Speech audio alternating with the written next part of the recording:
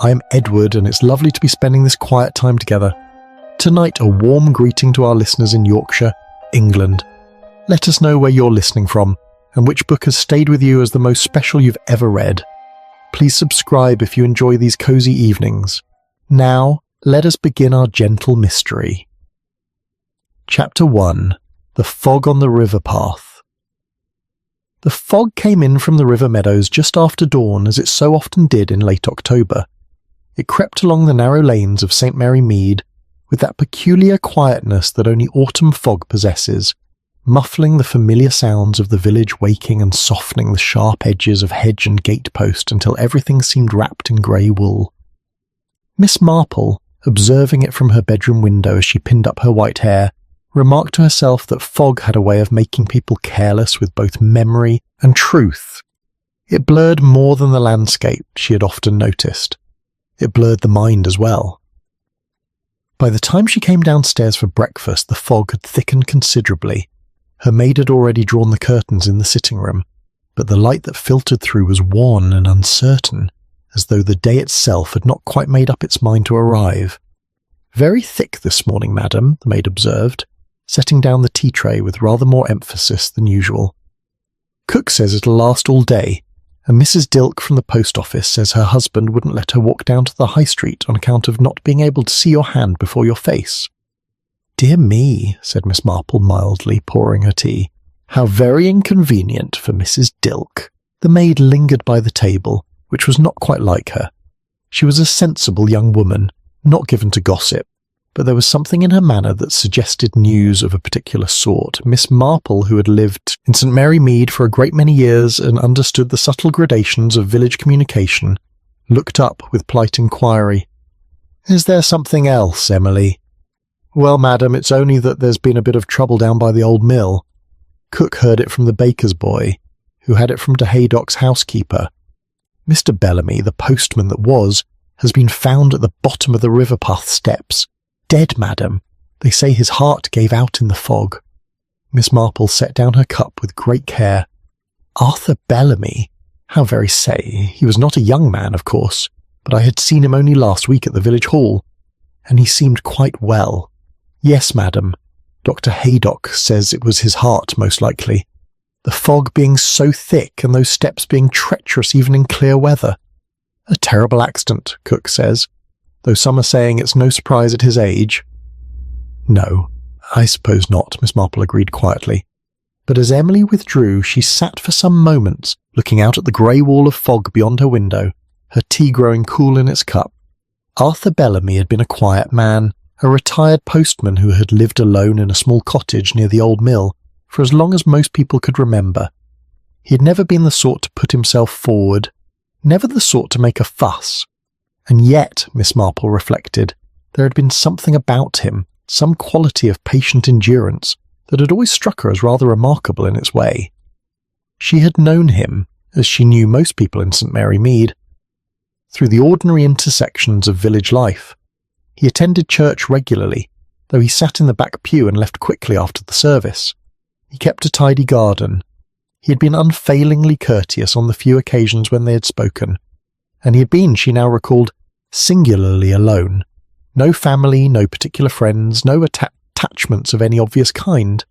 It was the sort of loneliness that wrapped itself in respectability and routine, and which most people found easier to ignore than to question. By mid-morning the news had spread through St. Mary Mead with that particular efficiency that villages possess. Miss Marple, making her way carefully through the fog to the post office, heard the same essential facts repeated with varying degrees of sympathy and speculation. Mr. Bellamy had been found at the foot of the old stone steps that led down from the river path to the towpath below. Dr. Haydock had been called at once and had pronounced death due to heart failure, almost certainly brought on by the exertion of navigating the slippery steps in such poor visibility. The body had been discovered shortly after 7 o'clock by young Tom Fletcher, who delivered milk along that route, and who had very nearly stumbled over it himself in the thickness of the fog. "A blessing he went quick," said Mrs. Price from the greengrocer's, with the firmness of one who has settled the matter to her own satisfaction. "At his age, you wouldn't want a long illness." "Indeed not," agreed Miss Hartnell, who was examining apples with great attention. "Though, I must say, it seems odd that he should have been out on the river path at such an hour and in such weather. He was always such a careful man." "Perhaps he couldn't sleep," suggested Mrs. Price. "Old people often can't, you know. My own mother was up at all hours in her later years." Miss Marple, who was purchasing stamps, said nothing, but she observed with interest the way Mrs. Price's eyes had shifted slightly when she spoke, and the way Miss Hartnell had set down the apple she was holding with rather more force than was strictly necessary. There was something, she thought, something that people knew or half knew or preferred not to know. The fog, it seemed, had not only obscured the river path that morning. At the draper's shop she encountered Lady Bantry, who was in the process of returning a length of silk that had not quite suited her. "Jane, how dreadful about poor Mr. Bellamy," said Lady Bantry at once. "Dolly tells me you've heard already. Such a sad accident." "Yes, indeed," Miss Marple replied, "though I confess I am a little surprised. The river path can be difficult, of course, but Mr. Bellamy knew it very well. He walked there often, I believe." "Did he?" Lady Bantry looked thoughtful. "I can't say I ever noticed him particularly. He was one of those quiet sort of men, wasn't he? The kind you don't really think about unless they're not there." "Yes," said Miss Marple slowly. "Yes, I suppose he was." But as she made her way home through streets still wrapped in clinging greyness, she found herself thinking that Arthur Bellamy had been noticed in his way. Not loudly, not obviously, but noticed nonetheless, and the manner of that noticing was curious. At the post office, Mrs. Dilke had spoken of him with a certain reserve, almost a guardedness. At the greengrocer's, there had been that odd little starness when his name was mentioned. Even Lady Bantry, who was not given to subtlety, had seemed faintly uncomfortable. By afternoon, one particular fact had emerged, which struck Miss Marple as significant. Clara Whitcomb, the village librarian, had gone to Haydock and offered to arrange Mr. Bellamy's effects. She had done so, she explained, because Mr. Bellamy had been a regular visitor to the library, and because she believed he had no family to manage such matters. Dr. Haydock, somewhat relieved to have the responsibility taken off his hands, had agreed at once. Miss Marple knew Clara Whitcomb well enough. She was a woman of perhaps 45, neat and capable, with the sort of quiet efficiency that made her indispensable in village affairs. She had been librarian for more than 20 years, and in all that time Miss Marple had never known her to put herself forward unnecessarily. If Clara Whitcomb had volunteered to manage Arthur Bellamy's affairs, it was because she felt some particular obligation to do so. That evening, as the fog began at last to thin and lift, Miss Marple sat in her sitting room with her knitting and considered what she had learned.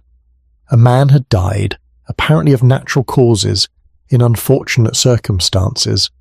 The village had received the news with appropriate sadness. And yet, beneath that sadness, there were currents of something else. Relief, perhaps. Unease. The careful avoidance of certain topics, certain names, certain memories. She thought of the fog on the river path that morning, and of how it had hidden the familiar landscape, making the known world strange and treacherous. And she thought of how villages, too, could wrap themselves in fog when they chose, obscuring the past beneath layers of politeness and silence. Her needles clicked softly in the quiet room. Outside, the last wisps of grey were dissolving into twilight, revealing the ordinary outlines of hedge and garden once more. But Miss Marple knew, with the certainty born of long observation, that some things remained hidden still. The fog had lifted from the meadows, but it had not yet lifted from the truth. And somewhere in the village, she was quite certain, someone knew exactly why Arthur Bellamy had been on the river path that morning and what he'd gone there to find. Chapter 2. A Death Not Quite Remarked. The inquest was held 3 days later in the parish hall, which had been pressed into service for such occasions more than once over the years. It was a grey morning, though without the thickness of fog that had marked Arthur Bellamy's final walk, and the room smelled faintly of the chrysanthemums that had been arranged on the platform for the harvest festival, and had not yet been removed. Miss Marple attended, as she generally did when village matters required public examination. She sat toward the back, her knitting bag in her lap, and observed with the quiet attention she brought to all gatherings where human nature was on display. The coroner, a Mr. Wilmot from Much Benham, was a brisk, sensible man who clearly had no expectation of complexity in the matter before him. Dr. Haydock gave his evidence first. He had examined the body at approximately 7:30 on the morning in question, he explained, and had found no marks of violence, no indication of anything other than cardiac failure. Mr. Bellamy had been 73 years of age, had suffered from a weak heart for some years, and had been advised on more than one occasion to avoid unnecessary exertion. In your medical opinion, Doctor, was there anything to suggest that death occurred in any manner other than naturally? The coroner asked. Nothing whatsoever, Dr. Haydock replied firmly. The steps were slippery, the visibility was extremely poor, and Mr. Bellamy's heart was not equal to the strain. A tragic accident, but not, I fear, an uncommon one in a man of his years and condition. Young Tom Fletcher, the milk delivery boy, was called next. He was a sturdy lad of 19, plainly uncomfortable in his Sunday suit and clearly anxious to say nothing that might be considered improper. He had found the body at the foot of the steps, he explained, lying in such a position as suggested a fall. He had not touched anything, but had run at once to fetch Dr. Haydock. Did you see anyone else on the river path that morning? The coroner inquired. No, sir. The fog was that thick. You couldn't see more than a yard or two. I nearly didn't go that way myself, but it's the quickest route to the Mertons' farm, and I was running late on account of a broken axle on the cart. Inspector Slack, who had attended more as a formality than from any sense of investigative necessity, confirmed that he had examined the scene and found nothing to suggest foul play. The steps were indeed treacherous, particularly in damp weather, and there were no footprints or other evidence to indicate that Mr. Bellamy had been accompanied by anyone. The coroner's summing up was brief and conclusive. An elderly man with a weak heart had ventured out in poor weather, had lost his footing on slippery steps, and had died as a result of the shock and exertion. It was a misfortune, certainly, but not a mystery. The verdict was returned as death by misadventure, and the small gathering began to disperse with the quiet murmur of people who have witnessed something sad, but not, on the whole, surprising. Miss Marple remained in her seat for a moment or two, watching the room empty. Inspector Slack passed her on his way out, nodding with the grudging courtesy he reserved for those he considered harmless. A straightforward matter, Miss Marple, he observed. No mysteries here, I'm glad to say. No, indeed, Miss Marple agreed pleasantly. Most straightforward. But as she made her way slowly toward the door, she found herself reflecting that straightforwardness was sometimes a quality imposed upon events rather than discovered in them. The inquest had been admirably efficient, the evidence neatly aligned, the conclusion foregone, and yet there had been something in the very tidiness of it all that troubled her. Grief, when genuine, was rarely so orderly. Shock, when real, did not arrange itself into neat paragraphs of testimony. She had noticed, for instance, that certain names had not been mentioned at all. No one had asked whether Mr. Bellamy had friends in the village, or whether there was anyone who might have expected to meet him that morning, or whether he had been in the habit of walking the river path at such an early hour. These were not perhaps questions that bore directly on the cause of death, but they were questions that might have illuminated the circumstances surrounding it. Their absence suggested, to Miss Marple's experienced eye, a collective preference for leaving certain matters unexamined. She encountered Lady Bantry outside the hall, where that energetic woman was discussing the proceedings with Mrs. Hartnell and Colonel Melchett, the chief constable. Well, that's settled then, Lady Bantry was saying. Poor old fellow, such a pity, but these things do happen. Indeed they do, agreed the Colonel, who was a man of comfortable certainties. Can't wrap the elderly in cotton wool much, one might like to. They will go wandering about in all weathers. Miss Marple joined them with an apologetic smile. I wonder, she said in her diffident way, whether anyone knows why Mr. Bellamy was on the river path that morning? It does seem rather early for a walk, particularly in such conditions. There was the briefest of pauses, hardly noticeable unless one were paying attention. Lady Bantry looked at Mrs. Hartnell, who looked at the Colonel, who cleared his throat. I expect he couldn't sleep, Mrs. Hartnell suggested. Old people often can't, you know. Yes, so I have heard, Miss Marple murmured, though I believe Mr. Bellamy was generally an early riser by habit rather than necessity. His years as a postman, perhaps. Quite possibly, said the Colonel, with the air of one closing a subject. Well, suppose it was. But there we are. Slack's quite right. Nothing mysterious about it. Miss Marple made no reply to this, but as the group dispersed, she noticed that Lady Bantry had taken her arm and was steering her gently away from the others. Jane, you're not thinking there's something odd about this, are you? Lady Bantry asked in a low voice. Because Dolly says it was perfectly straightforward, and Slack would have noticed if anything was wrong. Oh, I'm quite sure Inspector Slack would have noticed anything obviously wrong, Miss Marple replied. But I confess I find some things about the villagers' response a little curious. Not wrong exactly, but curious. What sort of things? Miss Marple considered. At the post office yesterday, she said slowly, Mrs. Dilke mentioned that Mr. Bellamy had once been engaged to be married. She said it very quickly, almost as though she regretted having said it at all. And when I asked her to whom, she became quite flustered and changed the subject. And then this morning, when Colonel Melchett spoke of Mr. Bellamy going wandering about, Mrs. Hartnell looked as though she wanted to say something, but thought better of it. You think there's gossip? Lady Bantry's eyes brightened with interest. I think there's memory, Miss Marple corrected gently, and I think people are being very careful about which memories they share. It's the sort of carefulness one sees when people are trying to be kind or tactful or both. Kind about what? That, said Miss Marple, is what I find myself wondering. Over the following days, she made it her business to listen more than usual to the conversations that took place in the ordinary commerce of village life. At the draper's, at the greengrocer's, at the post office, wherever 2 or 3 people gathered, the death of Arthur Bellamy was discussed, and each discussion added some small detail to her understanding. It emerged, gradually, that Mr. Bellamy had indeed been engaged many years ago, though the lady's name was not readily forthcoming. The engagement had ended, though no one could quite say why. There had been no scandal, no public quarrel, merely a quiet parting of ways some time after the Great War. The lady, it was eventually revealed, had been one Rose Fairley, who had later married a Mr. Dawson from the next village, and had died some 15 years since. A very respectable woman, Mrs. Price said firmly, as though this settled all questions.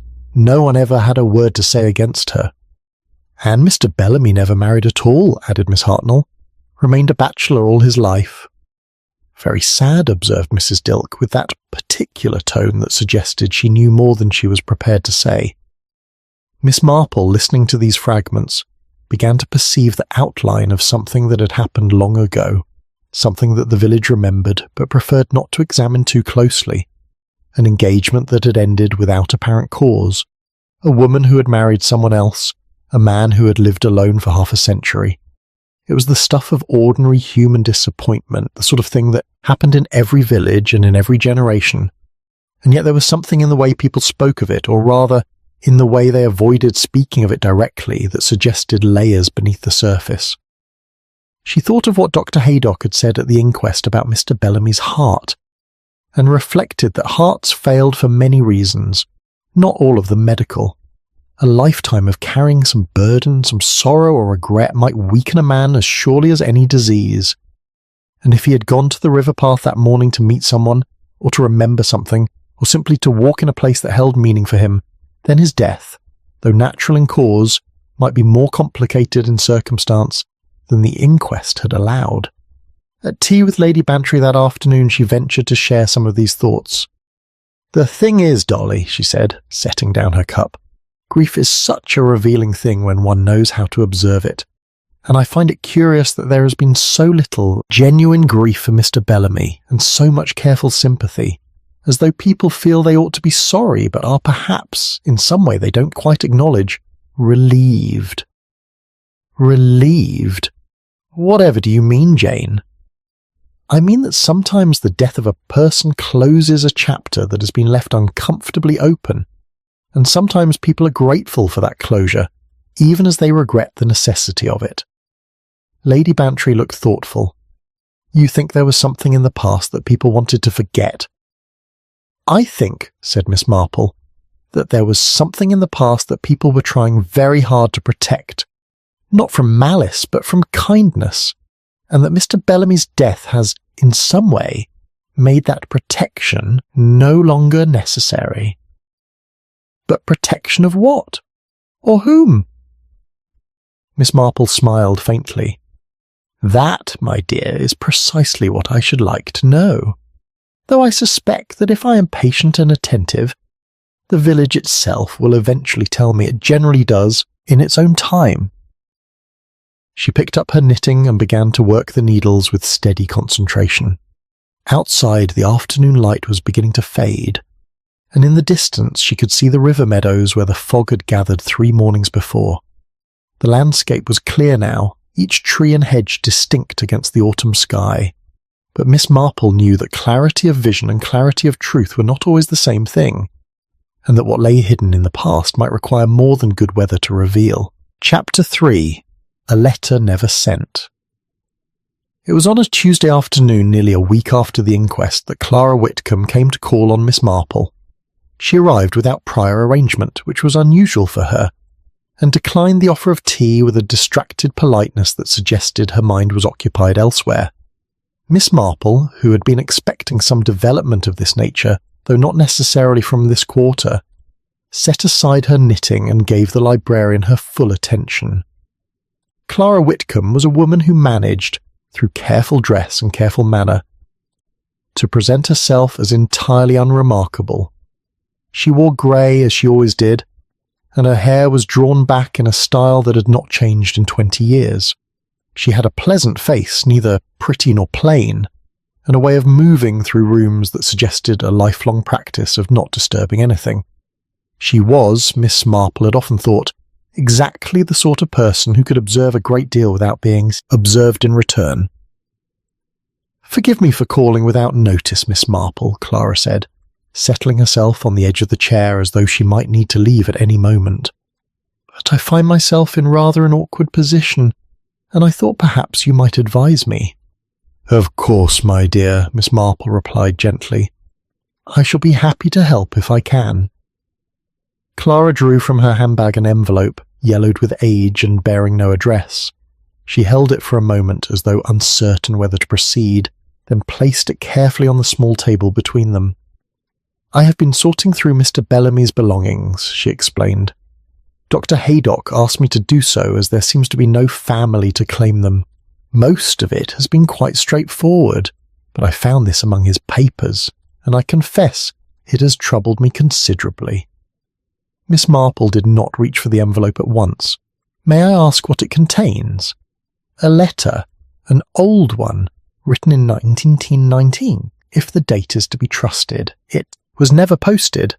I don't know whether I ought to have read it at all, but having begun, I could hardly stop, and now I find myself quite uncertain what to do with it." "I see," said Miss Marple quietly. "And you would like me to read it as well?" Clara hesitated, then nodded. "I would value your opinion, Miss Marple. You understand people in a way that I confess I do not, and there is something about this letter that seems to ask for understanding rather than mere reading." Miss Marple took up the envelope with care. The paper was of good quality, but had the brittle texture of age, and the handwriting on the single sheet inside was precise and level, the sort of hand taught in village schools before the turn of the century. She adjusted her spectacles and began to read. The letter was addressed to no one in particular, or perhaps to everyone who might one day need to know. It began without preamble. "I have made a choice today that I believe to be right, though I know it will shape all my tomorrows in ways I cannot yet imagine. I have done what I could to spare others pain, and if the cost of that sparing falls to me alone, then I accept it willingly. There are promises that matter more than happiness, and truths that must be kept private for the sake of those who would be injured by their revelation. I set down these words not as explanation but as record. If any should wonder, in years to come, why certain paths were not taken. Let them understand that the choice was mine and mine alone, made in full knowledge and with clear conscience. What I protect by right of love, and if love silence, then silent I shall remain." The letter ended there without signature or further elaboration. Miss Marple read it through twice, then carefully refolded it and returned it to its envelope. "You found this among his personal papers?" she asked. "Yes. It was in a small wooden box, along with some photographs and a few other items of no particular value. A prayer book, a medal from the war, that sort of thing. But this letter was separate, wrapped in tissue paper as though it had been preserved with particular care." Miss Marple was silent for a moment, her fingers resting lightly on the envelope. "It is a remarkable document," she said at last. "Remarkable both for what it says and what it does not say." "That's precisely what troubles me," Clara said with a touch of distress. "It speaks of a choice, and of protecting someone, but it gives no indication of who or what or why, and yet one feels that the writer expected it to be understood." "Perhaps by someone who already knew the circumstances," Miss Marple suggested, "or perhaps by someone who would come to know them in time." "But what am I to do with it? Should I show it to the Haydock, to Inspector Slack? It seems wrong to simply put it aside, and yet I cannot see what purpose would be served by making it public." Miss Marple considered the question with the seriousness it deserved. "Tell me, my dear, what do you know of Mr. Bellamy's life before his retirement?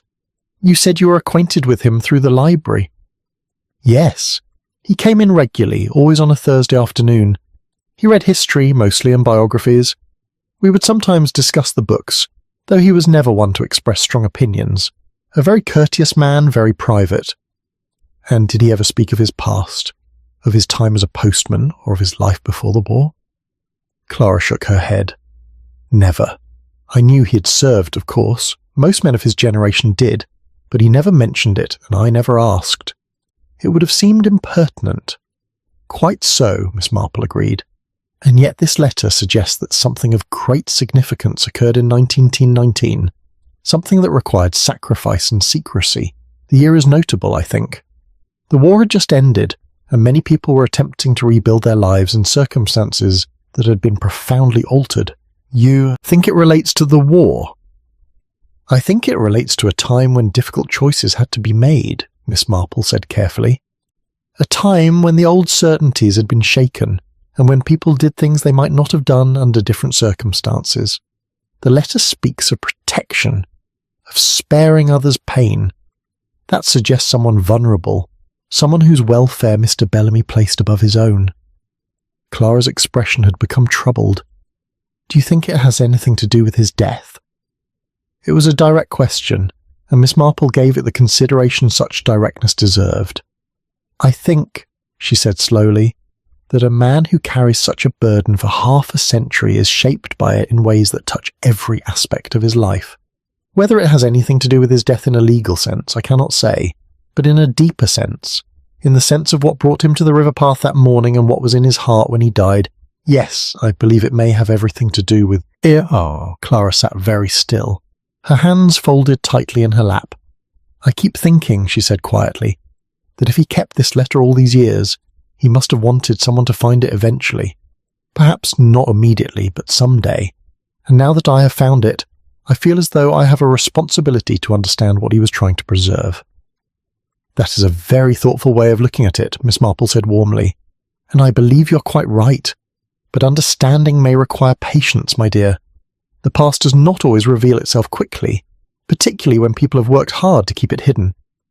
She paused, then asked, "You mentioned that Mr. Bellamy had been engaged to be married many years ago. Did you know of this?" Clara looked surprised. "No, I had no idea. He certainly never mentioned it to me." "The lady's name was Rose Fairley. She later married someone else and died some years ago. But the engagement, by all accounts, ended quite suddenly after war with no apparent explanation." A faint colour rose in Clara's cheeks. "I see. And you think there might be a connection?" "I think," said Miss Marple gently, "that 1919 was the year after the war ended, and that people returning from great upheaval often found that relationships formed before the war could not withstand the changes that had occurred. Sometimes this was no one's fault, and sometimes, as this letter suggests, it was the result of a deliberate choice made for reasons that seemed compelling at the time. Clara rose abruptly and went to the window, where she stood looking out at the garden with an intensity that suggested she was seeing something other than roses and chrysanthemums. "You're saying that Mr. Bellamy ended his engagement to protect someone," she said. "That he chose to live alone, to never marry because of some promise made all those years ago." "I am saying," Miss Marple replied, "that the letter suggests such a possibility. Whether it is the truth, and whether it has any bearing on present circumstances, remains to be determined." Clara turned back from the window. Her face had regained its composure, but there was something in her eyes that had not been there before, a quality of recognition, or perhaps of fear. "Miss Marple," she said carefully, "if you were to discover that someone had been hurt by kindness, hurt by being protected when they should perhaps have been trusted with the truth, what would you do?" It was an odd question, oddly phrased, and Miss Marple regarded the younger woman with gentle attention. "I think," she said, "that I should want to know who had been hurt, and in what way, and whether the hurt could be mended or was best left undisturbed. Kindness, as you say, can sometimes cause pain, but so can the excavation of old sorrows. The difficulty lies in knowing which course will bring the greater good." Clara nodded slowly. Yes, I see that." She collected her handbag and prepared to leave, then paused at the door. "May I leave the letter with you, Miss Marple? I should feel easier in my mind if you were to keep it for the time being." "Of course, my dear, though I hope you will not hesitate to call on me if you wish to discuss the matter further." After Clara had gone, Miss Marple returned to her chair and took up the yellowed envelope once more. She read the letter a third time, more slowly, attending to each phrase with the care it merited. A choice made to spare others pain, a promise kept at personal cost, silence offered as a gift of love. Outside, the afternoon was drawing toward evening, and the light had taken on that particular quality of autumn, golden and slightly melancholy. She thought of Arthur Bellamy walking alone through 50 years of Thursdays, carrying his secret like a stone in his pocket, and of Clara Whitcomb standing at her window with recognition dawning in her eyes. The fog that had hidden the river path was long since dissipated, but Miss Marple understood that there were other kinds of fog, other kinds of concealment, and sometimes the clearing of that fog revealed landscapes more complex and painful than the obscurity had suggested.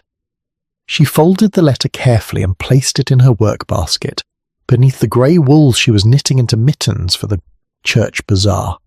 Then she took up her needles and began to work, her mind turning over questions that as yet had no answers, but which she suspected would reveal themselves in time to those patient enough to listen. Chapter 4: The Engagement That Was Forgotten.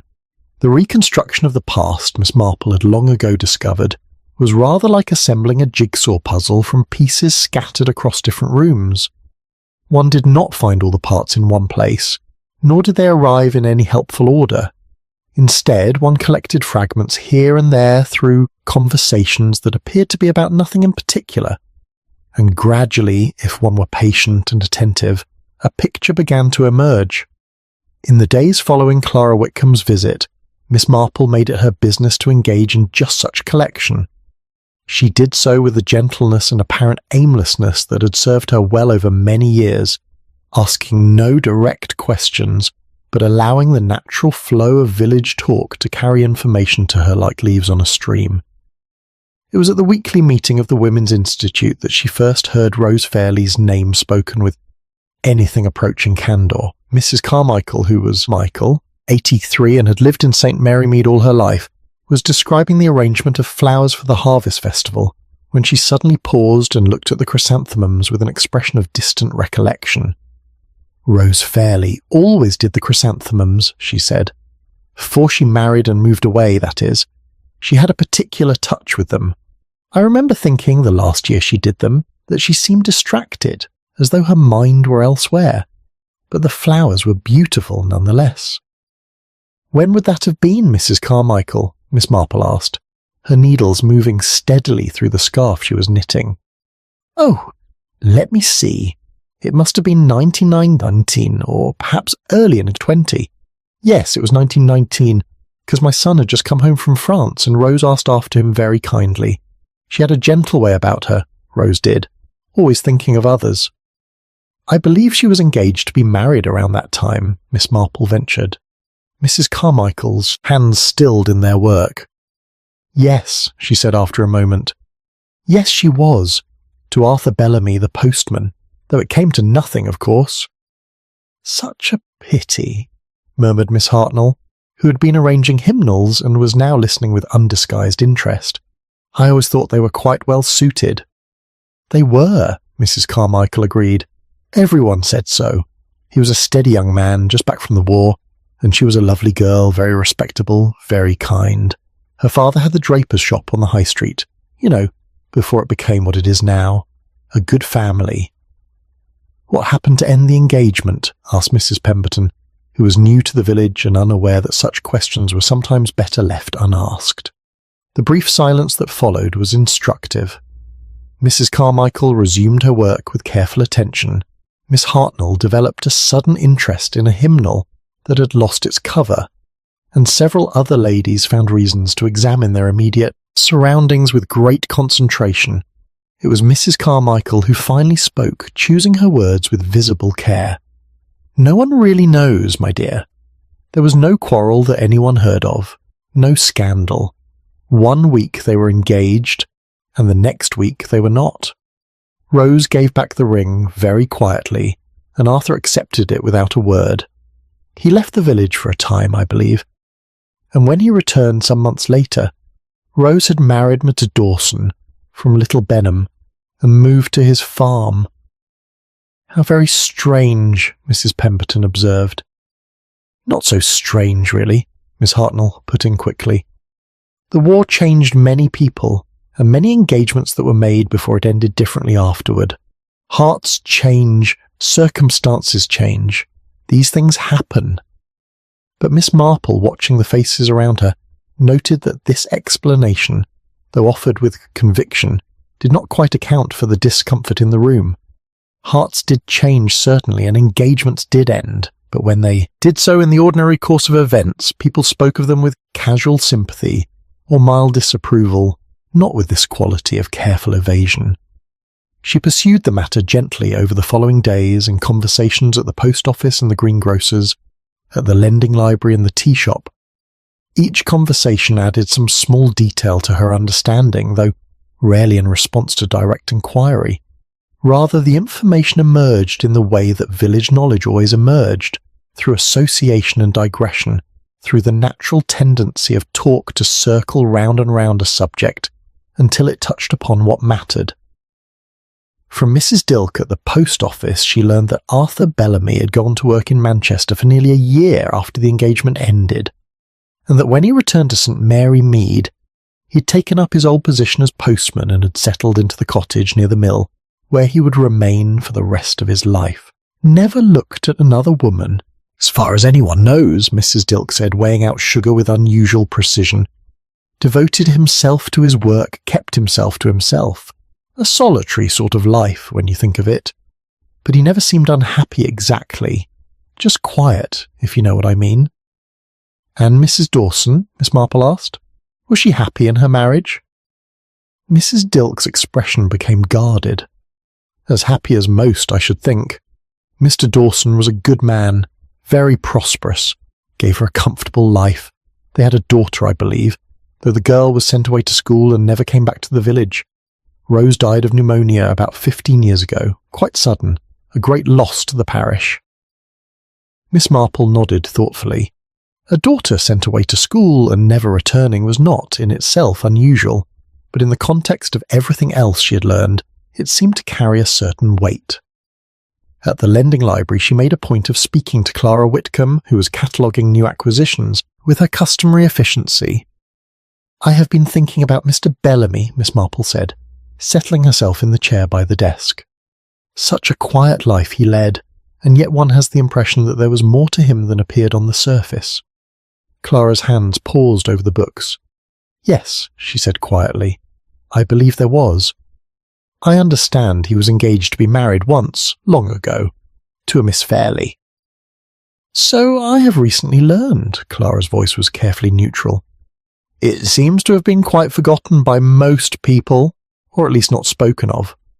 "Forgotten or deliberately set aside," Miss Marple suggested gently. "There is a difference, I think." Clara looked up, and for a moment her usual composure faltered. "Miss Marple, do you think people can know something without quite acknowledging that they know it? Can a village keep a secret by simply agreeing not to examine it too closely?"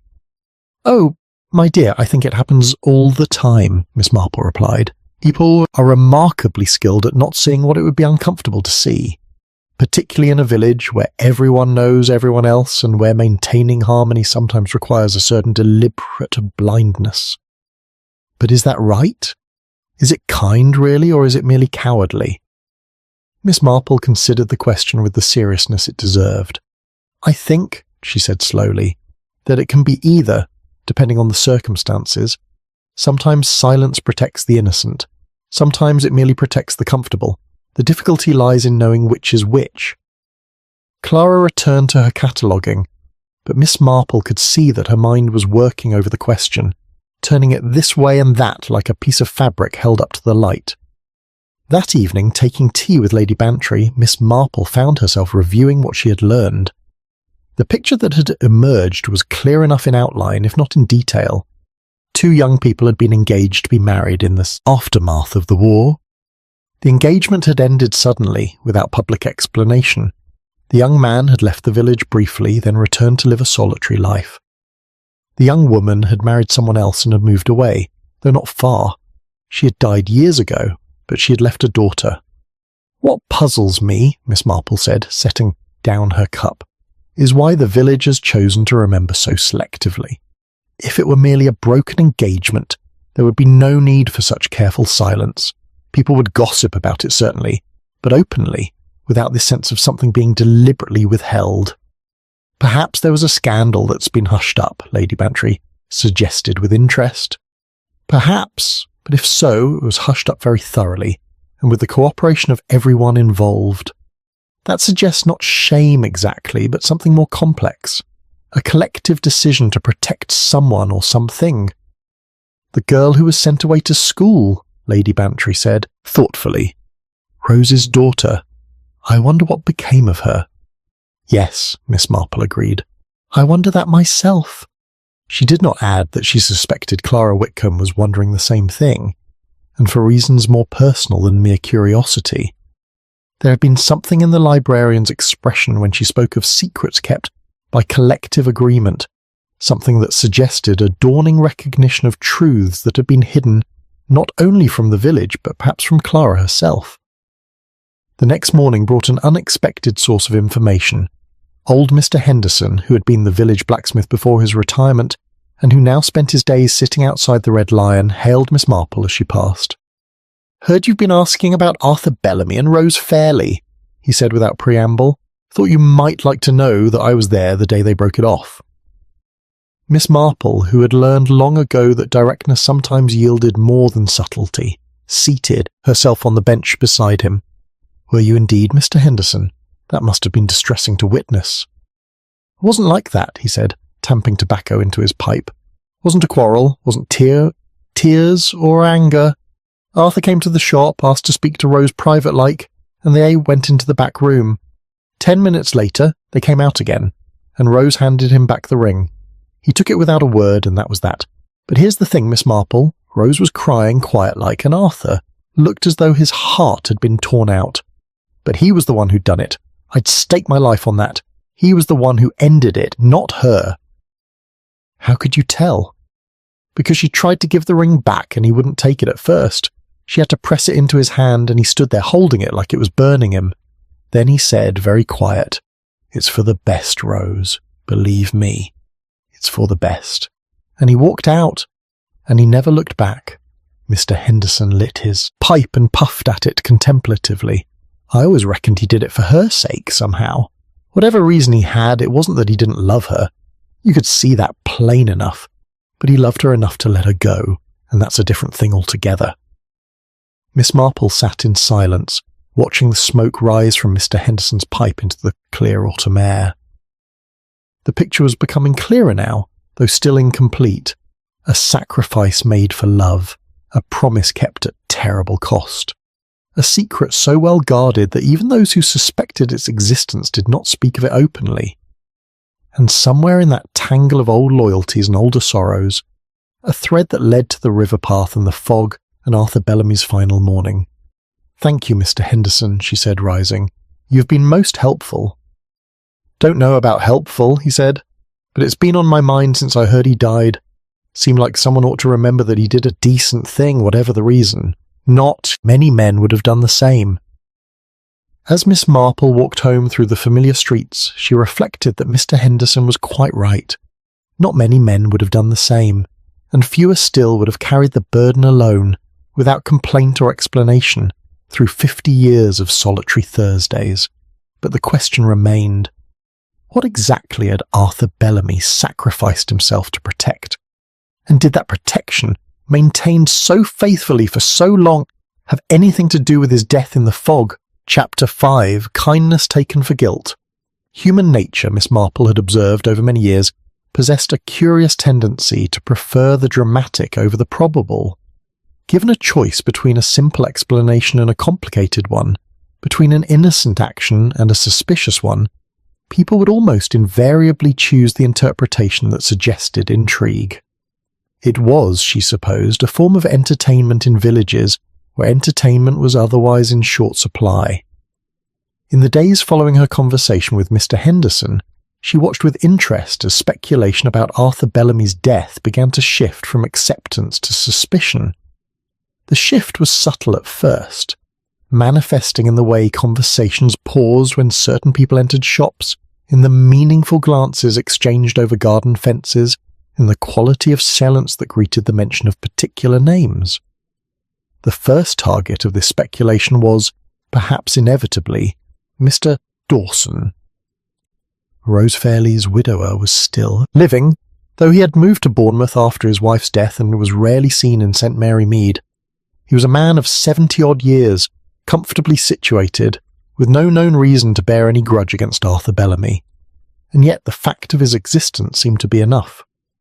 Miss Marple first heard the theory advanced at the Drapers, where Mrs. Price was holding forth to a small audience of interested listeners. "Well, I'm not saying anything definite, mind you," Mrs. Price said, with the firmness of one who was about to say something quite definite indeed. "But it does make you think, doesn't it? A man dies in mysterious circumstances, and it turns out he was once engaged to the deceased wife of another man. Jealousy is a powerful thing, even after all these years." "But there's nothing mysterious about the circumstances," Miss Hartnell objected. "The inquest said it was his heart." "Yes, and the fog," Mrs. Price added meaningfully. "Very convenient a fog hides all manner of things." "You're not suggesting Mr. Dawson pushed him down the steps?" Lady Bantry asked with considerable incredulity. "Good heavens, the man must be 75 if he's a day, and living in Bournemouth besides."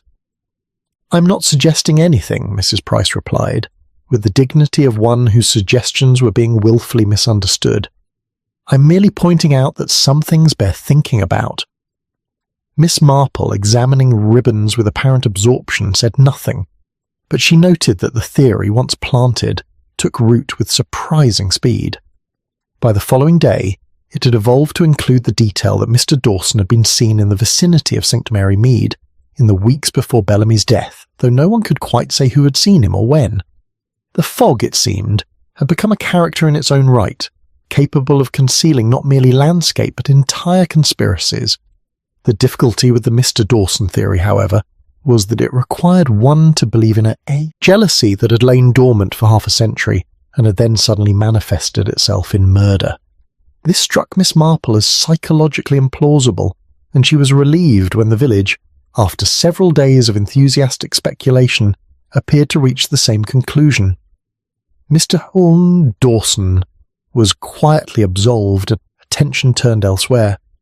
The next object of speculation was more troubling, for it centred upon Clara Whitcomb. The librarian's devotion to arranging Arthur Bellamy's affairs, which had initially been regarded as simple Christian charity, began to be viewed in a different light. Why, people asked, had she been so quick to volunteer? Why had she seemed so affected by his death, when she has claimed to know him only as a library patron? And what about that visit she had made to Miss Marple, carrying something in her handbag, something she had been seen to show the old lady in private? The theory, as Miss Marple pieced it together from various conversations, ran something like this. Clara Whitcomb had been secretly in love with Arthur Bellamy.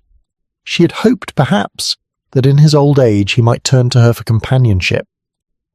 But he had rebuffed her advances, and in a fit of passion or despair she had pushed him down the steps.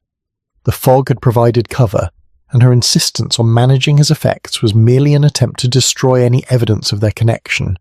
It was a theory that had the virtue of dramatic appeal, and the vice of being entirely without foundation. Miss Marple, listening to it expounded in various forms at the post office and the tea shop, felt a stirring of indignation on Clara's behalf. The poor woman had done nothing more than show ordinary kindness, and for this she was being transformed into a figure of Gothic melodrama. She made a point of calling at the library that afternoon, and was dismayed to find Clara looking pale and strained. "I know what people are saying," Clara said quietly, after Miss Marple had settled herself in the reading room. "Mrs. Pemberton made a point of telling me this morning under the guise of friendly concern. Apparently I am now suspected of having murdered Mr. Bellamy out of unrequited love." "My dear, you must not take such nonsense to heart," Miss Marple said firmly. "Villagers always speculate when something unusual occurs. It is a form of nervous energy, nothing more." "But it's not just speculation, is it?" Clara's voice was tight with emotion. "It's based on the assumption that any woman of a certain age who shows kindness to a man must have romantic designs on him, as though kindness itself were suspicious." Miss Marple could not deny the truth of this. "Unfortunately," she said, "people do tend to interpret actions according to their own expectations, rather than the actual motives behind them. They see what they anticipate seeing." Clara was silent for a moment, then said, "I cared for Mr. Bellamy, Miss Marple, but not in the way they suggest. Cared for him because he was lonely, and because I understood something of loneliness myself, and perhaps because I sensed that he carried a burden he had borne alone for too long." "Yes," Miss Marple said gently, "I think you understood that very well." She did not press Clara further, but she reflected as she walked home that the librarian's distress was not merely the result of unjust accusation. There was something deeper there, some personal connection to the matter that Clara herself was only beginning to recognise. That evening brought yet another theory, this one from a source Miss Marple had not anticipated. Young Dr. Haydock's assistant, a keen young man recently arrived from London, stopped her on the high street with an air of suppressed excitement. "Miss Marple, I wonder if I might ask your opinion on a medical matter," he began. "It concerns Mr. Bellamy's death." "I should be happy to help if I can," Miss Marple replied, "though I confess I have no medical expertise. It's not expertise I need, but local knowledge. You see, I've been reviewing the case, and something struck me as odd. Mr. Bellamy was known to have a weak heart, yes, but he was also known to be very careful about his health. He took his medication regularly, avoided undue exertion, followed de Haydock's advice scrupulously. So why would such a man go walking on a dangerous path in thick fog at dawn?" "Perhaps he had some compelling reason," Miss Marple suggested. "Exactly. But what reason? Unless he was meeting someone who had asked him to come at that particular time and place. And if so, might that person not bear some responsibility for what happened?" Miss Marple considered this carefully. "You're suggesting that someone asked Mr. Bellamy to meet them knowing the danger?" "Not necessarily knowing, but perhaps not caring either. Perhaps someone who wanted something from him badly enough that they didn't stop to consider whether the request was reasonable." It was an interesting theory, and one that had the advantage of being psychologically plausible. A lonely old man, asked to meet someone who mattered to him, might well have taken risks he would normally avoid. But who might have made such a request? And for what purpose? The young doctor lowered his voice. I've heard there was money involved. Small sums given quietly over the years to various people in the village. Gifts, they were called. But what if they were something else? What if Mr. Bellamy was being blackmailed? And what if his death was connected to that? Miss Marple listened to this with interest, for it was a new element in the puzzle. Do you have evidence of these gifts? Only gossip, I'm afraid, but persistent gossip. Apparently he helped several families over the years, always quietly, always without expectation of repayment. Some might call that charity. Others might call it conscience money. After the young doctor had gone on his way, Miss Marple reflected on this latest addition to the growing mythology surrounding Arthur Bellamy's death. Money given quietly, help offered up without explanation, acts of kindness that might be interpreted as guilt. She thought of the unsent letter with its references to protection and promises, and of Clara Whitcomb's question about whether silence was kindness or cowardice. And she thought of how easily shame and loyalty could be mistaken for guilt, particularly by those who did not understand the circumstances that had given rise to them. That night, sitting by her fire with her knitting, she reviewed all the theories that had emerged over the past week. Mr. Dawson driven by ancient jealousy, Clara Whitcomb motivated by unrequited love, or an unknown blackmailer who had pushed too far. Each theory had its proponents, each had its dramatic appeal, and each, Miss Marple was fairly certain, was entirely wrong. The truth, she suspected, was both simpler and more complex than any of these explanations. It had to do not with passion or greed or vengeance, but with something more fundamental, the consequences of a choice made long ago, a choice made out of love and maintained through decades of silent sacrifice.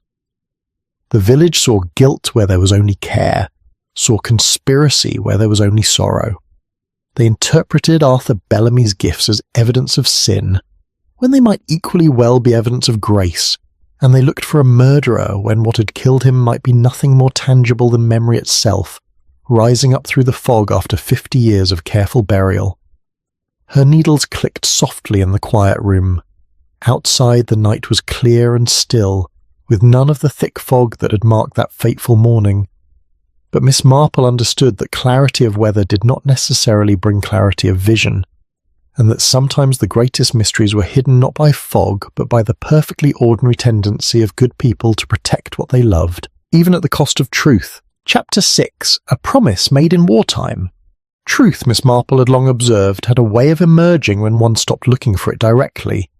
It was rather like trying to see a faint star, which became visible only when one looked slightly to the side of it. And so it proved with the matter of Arthur Bellamy and Rose Fairley. The revelation came not through investigation or interrogation, but through the simple mechanism of an old woman's failing memory and her need to set the record straight before it was too late.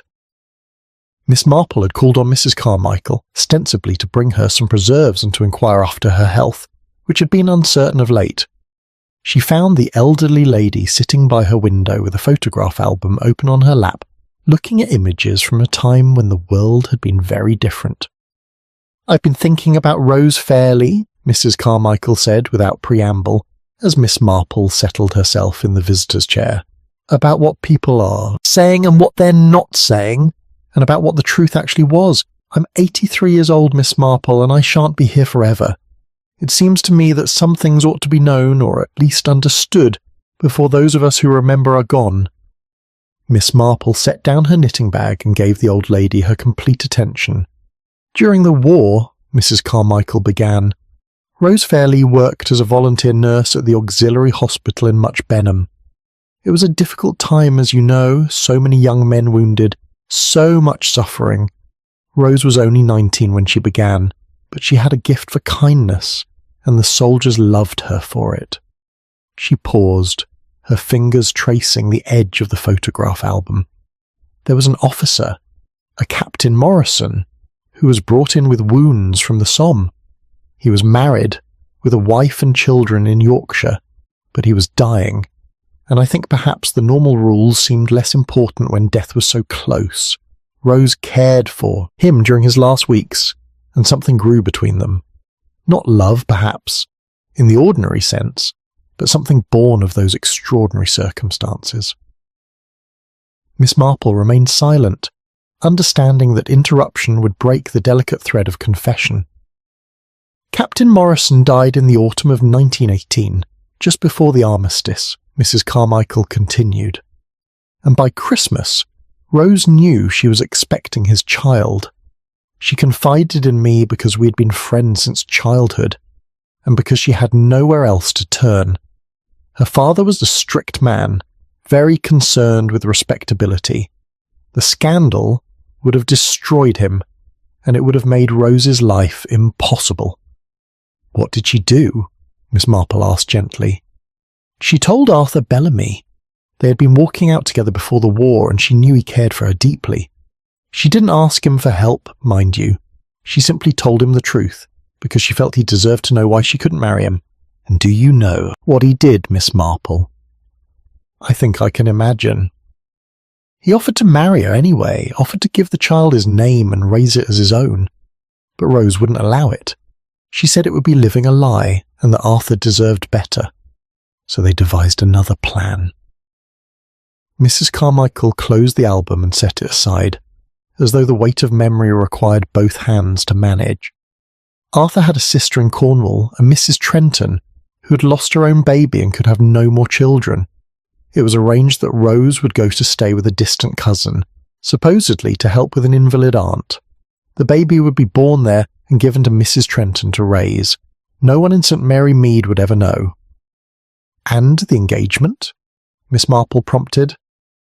Arthur ended it publicly to give Rose her freedom. He made it appear as though the decision was his, so that no blame would attach to her. He left the village for a time to make the separation convincing, and when he returned, Rose had married Mr. Dawson, who was a good man but who never knew the truth. The child was raised in Cornwall as Mrs. Trenton's daughter, and Rose saw her only once or twice over the years, on visits that were explained as charity to a distant relation.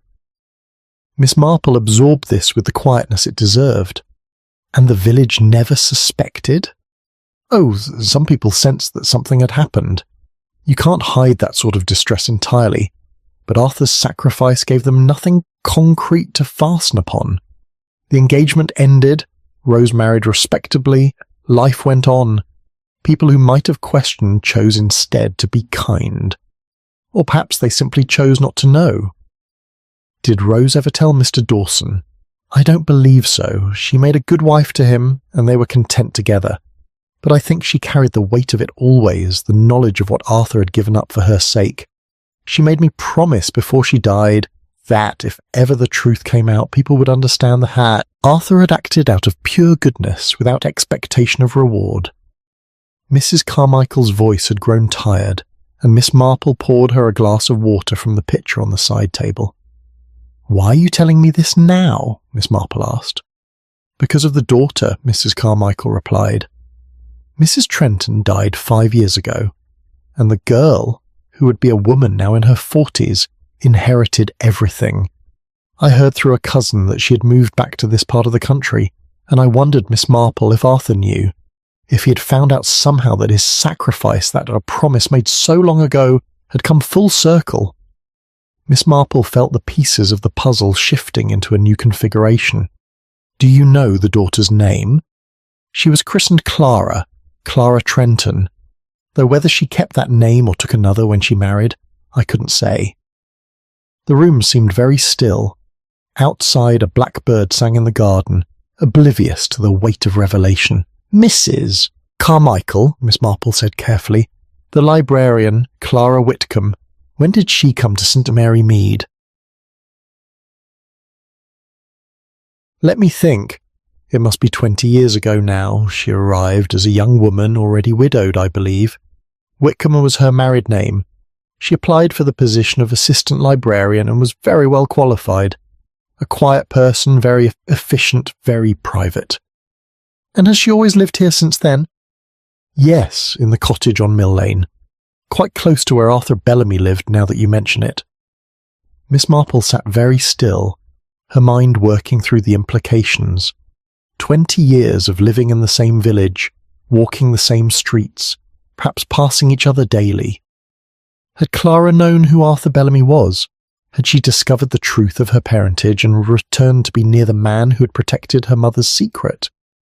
Or had the discovery been recent, prompted perhaps by sorting through papers after Mrs. Trenton's death? "Thank you for telling me this, Mrs. Carmichael," she said at last. "It helps me to understand a great deal." "I thought it might," the old lady replied, "and I thought that if anyone could be trusted to use the knowledge wisely, it would be you, Miss Marple.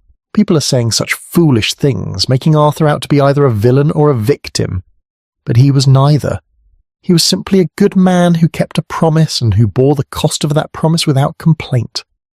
As Miss Marple walked home through the afternoon streets, she reflected on the nature of wartime promises. The Great War had disrupted so many lives, had created situations that peacetime morality struggled to accommodate. Young people had made choices under extraordinary pressures, and those choices had shaped destinies in ways that could not have been foreseen. Arthur Bellamy had made such a choice. He had sacrificed his own happiness to preserve Rose's reputation and to ensure that her child would have a respectable life. He had kept his promise so faithfully that even the village, which knew most things eventually, had never quite grasped the full truth. And he had lived for 50 years with only his own conscience for company, watching from a distance as the life he might have had unfolded without him. And now Clara Whitcomb, who had been that child, had somehow discovered the truth. Had she sought out Arthur Bellamy? Had she told him who she was? And had that revelation, coming after so many years of silence, proven too much for his already fragile heart? Miss Marple passed the library on her way home and saw Clara through the window, shelving books with her usual methodical care. A woman in her 40s, neither young nor old, who had lived in St. Mary Mead for 20 years and had remained always slightly apart, always observing rather than participating. She thought of the letter Arthur had written in 1919, speaking of choices made to spare others and promises kept at personal cost, and she thought of Clara's question about whether people could know something without quite acknowledging it, whether a village could keep a secret by agreeing not to examine it too closely. The answer, Miss Marple now understood, was yes. St. Mary Mead had kept Arthur Bellamy's secret for half a century, not through active conspiracy, but through passive kindness. People had sensed something amiss and had rather chosen not to press. They had seen his sacrifice and had honoured it by letting it remain unexplained. But now the fog had lifted, literally and figuratively, and what had been hidden was beginning to emerge into the light. The question was whether that emergence would bring peace or further pain, understanding or accusation. Miss Marple walked on, her mind full of questions that would need answering, but she walked with the patient certainty of one who knew that answers, like truth itself, came in their own time to those willing to wait and watch and understand. Chapter 7. What the Fog Once Hid. There were moments in any investigation, Miss Marple had found, when one saw not the answer itself, but the shape of where the answer must lie. It was rather like looking at a completed jigsaw puzzle with one piece missing. The gap itself told you exactly what belonged there, even if you had not yet found the piece to fill it. She experienced such a moment on the morning after her conversation with Mrs. Carmichael, while taking her customary walk through the village. The air was crisp and clear, with none of the unsettling thickness that had marked that earlier October morning, and as she passed the turning to the river path, she found herself stopping to consider what that path might have meant to Arthur Bellamy. He had known it well, of course. 50 years of walking the same routes as a postman would have made every stone and step familiar. But familiarity bred caution, not carelessness, and a man with a weak heart who followed his doctor's orders scrupulously would not have ventured onto a treacherous path in thick fog without compelling reason. What reason could be compelling enough? The answer, when it came to her, was both simple and profound: the presence of someone who mattered more than his own safety. She thought of the letter written in 1919, with its references to protection and promise. She thought of Clara Whitcomb arriving in St. Mary Mead 20 years ago, settling quietly into a cottage on Mill Lane, taking up her post at the library. She thought of Arthur Bellamy, walking past that cottage every day perhaps, seeing the woman who was his daughter in all but name, and maintaining his silence because a promise made in wartime was sacred. But what if that silence had finally been broken? What if Clara had discovered the truth, not 20 years ago, but recently? What if she had reached out to him, and he had agreed to meet her by the river path where no one would observe them, where they could speak privately of things too long unspoken? The fog would have seemed a blessing then, a veil drawn over a meeting that required discretion. But fog that conceals also endangers, and a heart already weakened by age and emotion might fail under the strain of such a reunion. Miss Marple turned these thoughts over carefully as she completed her walk and returned home. The theory fit what she knew, but it remained speculation until confirmed. What she needed was some evidence that Arthur Bellamy had indeed discovered Clara's identity, and that discovery had been recent enough to account for his presence on the river path that morning. The answer came from an unexpected quarter. That afternoon, while visiting the post office to purchase stamps, she overheard Mrs. Dilke speaking to her assistant about the sorting of mail that had accumulated in Arthur Bellamy's postbox. "I've been holding his letters, thinking someone would claim them," Mrs. Dilke was saying, "but it's been near 3 weeks now, and Dr. Haydock says to send them back. Most of it's nothing important, but there's one from Cornwall that came the week before he died, from a solicitor's office by the look of it." Miss Marple, who had been examining writing paper with apparent concentration, looked up with interest. "A solicitor's letter?" she inquired mildly. "How curious. I wonder what business Mr. Bellamy might have had in Cornwall." Mrs. Dilke, who possessed the postmistress's traditional knowledge of the general nature of correspondence, without precisely admitting to having examined it, lowered her voice. "Well, I couldn't say exactly, Miss Marple, but the firm's name is Trenton & Sons, and I do recall that Arthur's sister married a Mr. Trenton, and went to live down that way years ago." Yes," Miss Marple said. "I believe she passed away some time ago, did she not?" 5 years back, I heard.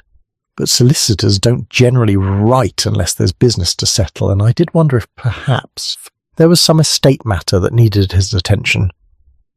Miss Marple purchased her stamps and made her way home with a sense of pieces falling into place.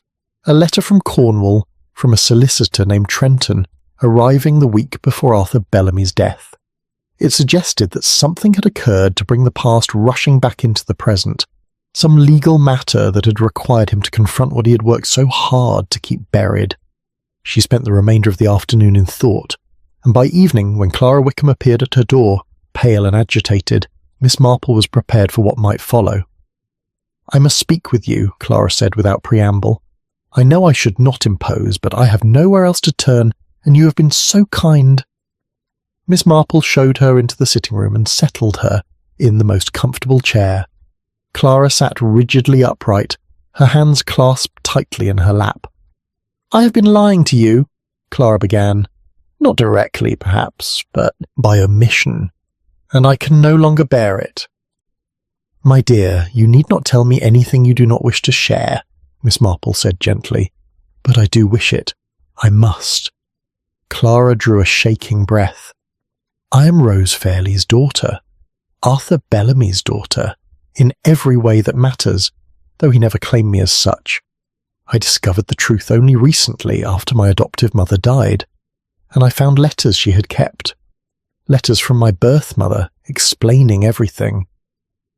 "I see," Miss Marple said quietly. "That must have been a considerable shock." "It explains so much. Why I was sent away to school. Why my adoptive mother, who loved me dearly, always seemed to carry some sadness when she looked at me. Why she made me promise to return to this part of England after she died. I think she wanted me to know the truth, but could not bring herself to tell me directly." Clara's voice was steady now, though her hands remained tightly clasped. "When I learned that Arthur Bellamy lived in St. Mary Mead, I knew I had to meet him. But I also knew I could not simply present myself and demand recognition. So I wrote to him, care of the solicitors who had managed Mrs. Trenton's estate. I told him who I was and asked if he would be willing to meet me." "And he agreed?" "Yes, though his response was cautious, as though he feared some trap or deception. He suggested we meet early in the morning by the river path where we would not be observed. He said he had kept a promise for 50 years, and he wished to know whether I understood the nature of that promise before we spoke further. Miss Marple felt the sorrow of it settle over her like a weight. Two people, connected by bonds deeper than law or convention, arranging a clandestine meeting because society's judgment seemed too harsh to face openly. "The morning he died was the morning you were to meet?" she asked. Clara nodded, tears beginning to track down her cheeks. "I arrived early before dawn. The fog was already thick, and I remember thinking how appropriate it seemed that we should meet wrapped in obscurity. I waited by the old mill, where he had suggested, but he never came. After half an hour I assumed he had changed his mind, that the burden of acknowledging me was too great. So I returned home." She pressed a handkerchief to her eyes. "It was only later that I learned he had died that morning, that he must have been on his way to meet me when his heart failed. And I realized that I had killed him, Miss Marple, not with my hands, but with my need to be known, to be acknowledged. If I had left the past buried, he would still be alive." "My dear child," Miss Marple said, moving to sit beside her and taking one of Clara's cold hands in her own. "You did not kill him. You gave him what he had sacrificed everything to protect, the knowledge that his daughter wished to know him. That is a gift, not a curse. But the cost was his heart, which was already weak. Dr. Haydock said as much at the inquest. Whether it failed on the river path or in his cottage or in the street makes no difference to the medical fact. What matters is what was in his heart when it failed, and I believe it was not fear or regret but hope." Clara wept quietly, and Miss Marple sat with her, offering no more words because none were needed. Sometimes the simple presence of another person who understood was comfort enough. After a time, Clara composed herself enough to speak again. "What should I do, Miss Marple? Should I tell Inspector Slack? Should I make a public confession?" "What would such a confession accomplish?" Miss Marple asked. "No crime was committed. A man with a weak heart attempted to meet his daughter in unfortunate weather, and the exertion proved too much. That is all." "But people should know the truth. They should understand what kind of man he was, what he sacrificed." Miss Marple considered this carefully. "They will know in time," she said. "The truth has a way of emerging when it is meant to. But it need not emerge as scandal or sensation. It can emerge gently, as understanding, as a story of love and sacrifice that does honour to everyone involved." Clara looked at her with something like hope in her reddened eyes. "You truly believe that?" "I do," Miss Marple replied firmly. "And I believe that what Arthur Bellamy would want most is not public recognition but private peace. He kept his promise faithfully for half a century. The least we can do is honour that faithfulness by treating his story with the delicacy it deserves." After Clara had departed, Miss Marple sat for a long time in the gathering dusk, thinking about promises and the price they extracted from those who kept them. The fog that had hidden the river path that morning had hidden more than geography. It had hidden a meeting that might have brought healing, a reconciliation that might have eased 50 years of separation. But perhaps, she thought, Arthur Bellamy had found a different kind of peace in knowing that his daughter had sought him out, that his sacrifice had not been in vain. Perhaps his last thoughts had not been of regret but of gratitude that the promise so long kept had finally been acknowledged. The fog had hidden many things, but it could not hide the truth forever. And the truth, when it emerged, spoke not of murder but of love. Chapter 8. The Shape of an Old Choice. Understanding, Miss Marple reflected the following morning, was not the same as acceptance. Clara Whitcomb now understood the circumstances of Arthur Bellamy's death, but the weight of that understanding still pressed heavily upon her. Miss Marple had seen the same burden before, in other people who had discovered that their very existence had been shaped by choices made before they were born, choices that had required sacrifice from those who loved them. The weather had turned colder overnight, and frost rimed the garden when Miss Marple looked out after breakfast. It was the sort of morning that made one grateful for warm fires and hot tea, and she was not surprised when her maid announced that Miss Whitcomb had called again and was waiting in the sitting room. Clara looked as though she had not slept. Her face was drawn, and there was a quality of fragility about her that suggested she was holding herself together through will alone. "I keep thinking about the timing," Clara said, after accepting tea but not drinking it. "For 20 years I lived in this village, passed him in the street, exchanged pleasantries about books and weather. All that time he knew who I was. He must have known from the moment I arrived." "You think he recognized you?" Miss Marple asked gently. "I must have resembled my mother. People say I have her colouring, her way of moving, and the coincidence would have been too great otherwise. A woman named Clara, arriving from Cornwall shortly after his sister's death, settling in St. Mary Mead of all places. No, he knew, and he said nothing." Miss Marple poured herself more tea, giving Clara time to gather her thoughts. "What troubles you most about his silence?" she asked. Clara set down her untouched cup and rose to pace the small room. "I don't know whether to be grateful or angry. He protected me, yes. He gave my mother the chance at a respectable life, gave me the chance to grow up without stigma. But he also denied me the truth. For 20 years I might have known him, might have understood where I came from. Instead, I was living a lie without even realizing it." "Was it a lie, though?" Miss Marple said thoughtfully. "You were Mrs. Trenton's daughter in every way that the law and society recognize. She raised you, loved you, gave you her name and her devotion. That was not false. But she was not my mother?" "No," Miss Marple agreed. "But perhaps that is not quite the point. The question is not whether Mrs. Trenton was your mother by blood, but whether the love she gave you was genuine, and I suspect it was, very much of it." Clara returned to her chair and picked up the teacup, though she still did not drink. "I found a box of letters after she died," she said quietly. "Letters from Rose Fairley, written over the course of 30 years. They were not frequent, one every few years perhaps, but they were full of questions about me, what I was learning at school, what I enjoyed, whether I was happy. Mrs. Trenton answered them, I think.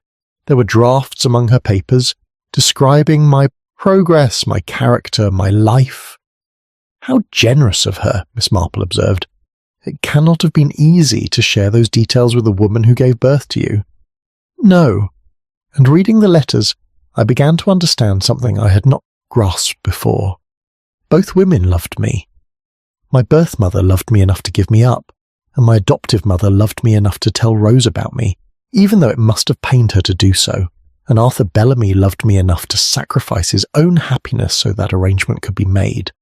She paused, and when she spoke again, her voice was thick with emotion. "3 people shaped their entire lives around protecting me, and I never knew. I lived in comfortable ignorance while they carried the burden of truth. How can I reconcile that?" Miss Marple set down her own cup and regarded Clara with the directness of one who has earned the right to speak plainly. "You cannot," she said. "You cannot make their sacrifices retroactively worthwhile, nor can you undo the pain they endured. What you can do is honour their choices by living well, by understanding that love sometimes requires distance, and by being grateful without being guilty." "But I am guilty," Clara said. "If I had not written to him, if I had not asked to meet him, then you would have gone through your entire life not knowing, and he would have died without the comfort of having been acknowledged. Is that truly what you think he would have preferred?" Clara was silent, turning this over in her mind. "When he agreed to meet me," she said slowly, "his letter was brief but not unkind. He said he had always hoped I might seek him out one day, though he had never dared to approach me himself. He said the promise he made to my mother was sacred, but that if I wished to know the truth he would tell me everything. He sounded almost relieved Miss Marple, as though a weight he had carried for too long might finally be set down. Then perhaps, Miss Marple suggested, his last morning was not spent in fear or regret, but in anticipation. Perhaps he walked to the river path that day not as a man going to his death, but as a father going to meet his daughter for the first time. Clara's eyes filled with tears, but they were different tears than before, softer somehow, less bitter. "I wish I had reached him in time," she said. "I wish we could have spoken even once. There is so much I wanted to ask him about my mother, about the choice they made, about whether he ever regretted it." "What do you think he would have said?" Miss Marple asked. Clara considered this carefully. "I think he would have said he regretted nothing, that every lonely year had been worth it to know that Rose and I were safe. And I think, Miss Marple, that would have been the truth." They sat together in companionable silence for a time, watching the frost melt slowly from the garden under the strengthening sun. Outside, the village was beginning its daily routines, people passing along the street on their way to market or post office, living their ordinary lives unaware of the extraordinary story that was being quietly resolved in Miss Marple's sitting room. "There is something else I need to tell you," Clara said eventually. "Something I found among Mr. Bellamy's effects that Dr. Haydock gave me to sort." She drew from her handbag a small parcel wrapped in brown paper. Inside was a photograph in a silver frame, carefully preserved. "It's my mother," Clara said, handing it to Miss Marple. "Rose Fairley, as she was before she married. She must have been about 19 when this was taken." Miss Marple studied the photograph with interest. It showed a young woman with a gentle face and steady eyes, wearing a nurse's uniform.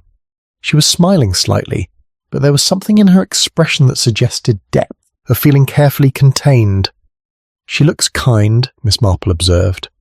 "Yes, Mrs. Carmichael said she was always thinking of others, that she had a gift for kindness." Clara's voice caught slightly. "And Arthur Bellamy kept her photograph all these years. Not displayed, of course. That would have invited questions, but wrapped carefully and preserved among his most treasured possessions." "Along with the unsent letter," Miss Marple said. "Yes, and a pressed flower from what I think must have been her wedding bouquet, though not to him. Can you imagine, Miss Marple, keeping a flower from the wedding of the woman you loved to another man? It seems almost unbearably sad." "Or unbearably generous," Miss Marple corrected gently. "To rejoice in her happiness, even when it meant your own sorrow. That is not sadness, my dear. That is grace." Clara traced the edge of the photograph frame with one finger. "I should like to keep this. If there's no one else who has a claim to it, I have no pictures of her otherwise, and I think perhaps Arthur would have wanted me to have it." "I'm quite certain he would," Miss Marple agreed.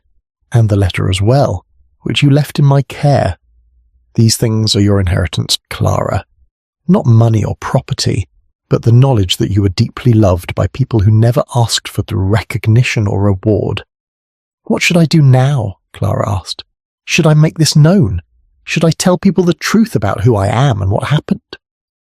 Miss Marple considered the question with the care it deserved. "What purpose would that serve?" she asked. "Arthur Bellamy kept his promise faithfully for 50 years. He protected your mother's reputation and ensured your own respectability. To reveal the truth now would be to undo that protection, to subject both Rose's memory and your own privacy to the sort of speculation and gossip that he worked so hard to prevent. But people are already speculating. They're inventing theories about blackmail and murder and heaven knows what else." "Speculation fades," Miss Marple said, "particularly when there is no scandal to sustain it. The inquest returned a verdict of misadventure, and that verdict stands. In time, people will move on to other concerns, other gossip. But if you make the truth public, it becomes permanent. It becomes the thing you are known for, rather than who you actually are." Clara nodded slowly. "You're saying I should let him keep his promise, even now that he's gone." "I'm saying that the promise was made not just to protect your mother, but to protect you. And that protection does not end with death. If Arthur Bellamy could speak now, I believe he would ask you to live freely, without the burden of his sacrifice weighing upon you, not to hide the truth exactly, but not to trumpet it either, simply to live." The frost had melted entirely from the garden now, and sunlight streamed through the windows, warming the small sitting room. Clara sat for a moment, longer, then rose with the air of quiet resolution. "Thank you, Miss Marple," she said. "You have helped me understand something important. Arthur Bellamy made his choice, and it was made freely and with full knowledge. I cannot change that choice, but I can honour it by accepting what he gave me, the chance to be simply myself, without shame or apology." After Clara had gone, Miss Marple sat alone with the photograph of Rose Fairley, studying that gentle face and those steady eyes. She thought of choices made in wartime and promises kept through peace, of love that expressed itself through distance rather than possession, and of the many ways that human beings found to protect what they valued most. The shape of Arthur Bellamy's choice was clear now, complete and whole. What remained was to ensure that the understanding of that choice brought healing rather than fresh wounds, peace rather than further pain. Chapter 9. A Conscience at Last. The village, Miss Marple observed over the following days, had begun to lose interest in the matter of Arthur Bellamy's death. The initial flurry of speculation had exhausted itself, as such things generally did when no fresh scandal emerged to sustain them. Mr. Dawson had not returned to exact revenge, Clara Whitcomb had committed no dramatic confession, and no evidence of blackmail had materialised. The theories that had seemed so compelling in the immediate aftermath of the death now appeared rather thin and unconvincing. People returned to their ordinary concerns and their ordinary gossip. The Women's Institute moved on to discussing the Christmas bazaar, the post office resumed its usual rhythm of complaints about the postal service, and even Mrs. Price found other matters to occupy her attention. Inspector Slack, encountering Miss Marple in the High Street, remarked with satisfaction that he had been quite right about there being no mystery to investigate. "A straightforward case of misadventure, just as I said from the start," he declared. "People will insist on seeing complications where none exist." "How very true, Inspector," Miss Marple murmured, in a tone that might have suggested agreement, or might equally well have suggested something else entirely. She had not seen Clara Whitcomb for several days, though she had observed the librarian going about her duties with her usual quiet efficiency. There was perhaps a new composure about her, a sense of having reached some internal resolution, but to the casual observer she appeared much as she always had, neat, capable, and slightly apart from the general flow of village life. It was on a Wednesday afternoon, while Miss Marple was working in her garden, that Clara appeared at the gate. She carried a basket containing several books, and her expression suggested a purpose beyond the simple return of borrowed volumes. "Miss Marple, might I speak with you for a few minutes?" she asked. "I know you must be busy, but there is something I need to say, and I should prefer to say it sooner rather than later." Miss Marple set aside her pruning shears and invited Clara into the garden, where they settled themselves on the bench beneath the old apple tree. The afternoon was mild despite the season, with autumn sunshine filtering through branches or remaining half bare. "I have been thinking a great deal," Clara began, "about what you said regarding truth and protection, about honouring Arthur Bellamy's sacrifice by allowing it to remain private. And I believe you were right. The promise he made was sacred, and I have no wish to violate it by making public what he worked so hard to keep hidden." "I'm glad you found peace with that decision," Miss Marple said warmly. "But there is another matter that troubles me," Clara continued. "The village has been inventing theories about Mr. Bellamy's death, some of them quite unfair to innocent people, and while I understand that speculation will fade in time, I wonder whether I have an obligation to put an end to it more directly." Miss Marple regarded her thoughtfully. "You're thinking of making some sort of statement? Not about the whole truth, no, but perhaps about my connection to him, about why I took such an interest in his affairs. People have been unkind in their assumptions, and I feel responsible for that. If I had been less secretive, less careful to maintain distance, perhaps they would not have found my actions so suspicious. What do you propose to say?" Clara had evidently given this considerable thought. "I could acknowledge that Mr. Bellamy was connected to my adoptive family, that we had corresponded, and that I felt a family obligation to attend to his effects. It would not be the full truth, but it would provide an explanation for my behaviour that was both truthful and unremarkable." Miss Marple considered this carefully. It was a compromise between complete disclosure and continued secrecy, a way of satisfying public curiosity without exposing private pain. And yet she sensed that Clara's motivation was not merely practical. "May I ask," she said gently, "whether this is truly about stopping gossip, or whether it is about something else, about establishing, however obliquely, your connection to him?" Clara's composure faltered slightly. Is it so wrong to want that, to want people to know that he was not alone, not entirely friendless? The village treated him kindly enough while he lived, but they never really saw him. He was just the old postman, the quiet bachelor who kept to himself. I should like them to understand that he mattered, that he was connected to people who cared about him.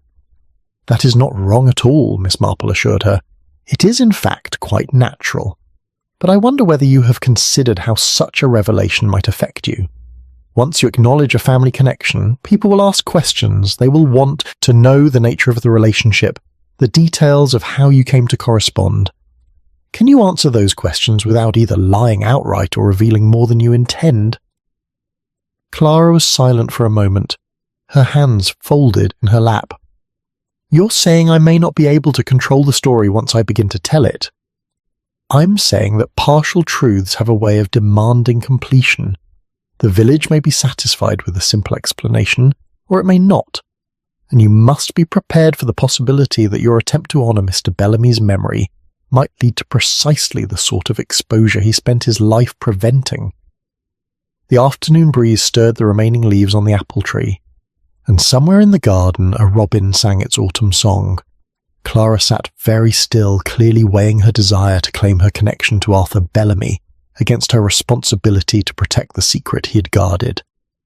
"There is another consideration," Miss Marple said after a moment.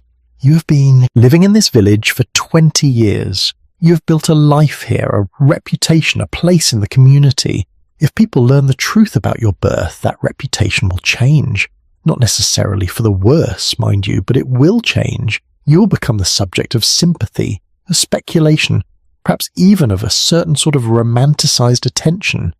Is that what you want?" "No," Clara said quietly. "No, it's not. I want simply to be myself, as you said before. Not the tragic heroine of some old story, but Clara Whitcomb, librarian, ordinary woman, living an ordinary life." "Then perhaps," Miss Marple suggested, "the best way to honour Arthur Bellamy is not to make a statement or issue an explanation, but simply to continue living that ordinary life with the knowledge that you carry his sacrifice within you, not as burden, but as gift." Clara turned to look at her directly. "You're very wise, Miss Marple, and very kind. But I find I cannot quite leave it at that. There is one person who deserves to know at least part of the truth, and that is Dr. Haydock. He asked me to manage Mr. Bellamy's effects, and I accepted on what he must have thought were humanitarian grounds. But my motives were more personal than that, and I feel I owe him an explanation." "That seems reasonable," Miss Marple agreed.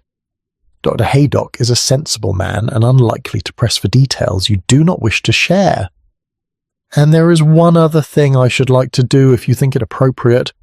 I should like to place a notice in the parish newsletter, thanking those who showed kindness to Mr. Bellamy during his life and expressing my personal gratitude for the care taken with his final arrangements. It would not mention our connection, but it would establish that he was not unmourned." Miss Marple smiled. "I think that would be very appropriate indeed. It acknowledges what needs acknowledging without betraying any confidences." Clara rose from the bench with an air of relief as though a weight she had been carrying had finally been set down. "Thank you, Miss Marple.